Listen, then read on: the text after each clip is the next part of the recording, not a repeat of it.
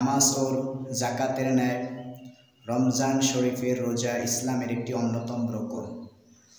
আল্লাহ পাক রমজান মাসের রোজাকে আল্লাহ পাক ফরজ করেছেন, আর এই ফরজ হুকুম মানার জন্য আল্লাহ রাব্বুল আলামিন স্বয়ং তিনি পবিত্র কোরআনের ভিতরে এর গুরুত্ব প্রদান করেছেন।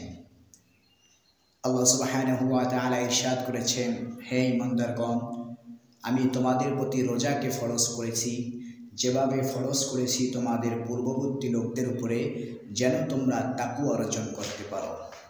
আল্লাহ রাব্বুল আলামিন তাকওয়া অর্জন করার জন্যই রমজানের রোজাকে পালন করার নির্দেশ দিয়েছেন। আল্লাহ পাক আরও এক জায়গায় ইরশাদ করেছেন, তোমাদের মধ্যে যে এই পবিত্র মাস পাবে সে যেন অবশ্যই রোজা রাখে। তাহলে রমজান মাসে দিনের বেলায় রোজা রাখার নির্দেশ করেছেন একমাত্র কে? আল্লাহ। আল্লাহ পাক রমজান মাসে রোজা রাখার জন্যই বান্দাকে রোজা রাখার নির্দেশ দিয়েছেন।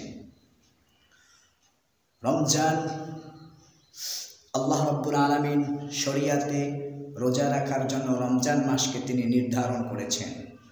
সুতরাং প্রত্যেক প্রাপ্তবয়স্ক বালেগ মুসলমান, চাই সে নর হোক নারী হোক, সকলের প্রতি আল্লাহ পাক রোজাকে ফরজ করেছেন। সুতরাং যে ব্যক্তি রোজাকে অস্বীকার করবে সে অবশ্যই কাফের হিসাবে গণ্য হবে। আর যে ব্যক্তি ওজর ব্যতীত, ইসলামের ওজর ব্যতীত কোনো ব্যক্তি যদি রোজাকে পরিত্যাগ করে তাহলে সে অবশ্যই মহাপাপী এবং সে ফাসিক হিসাবে গণ্য হবে। কারণ আল্লাহ পাক নামাজ এবং যাকাতের ন্যায় তিনি রোজাকে ফরজ করেছেন, ঠিক কিনা? তাহলে রমজানের রোজা যদি কেউ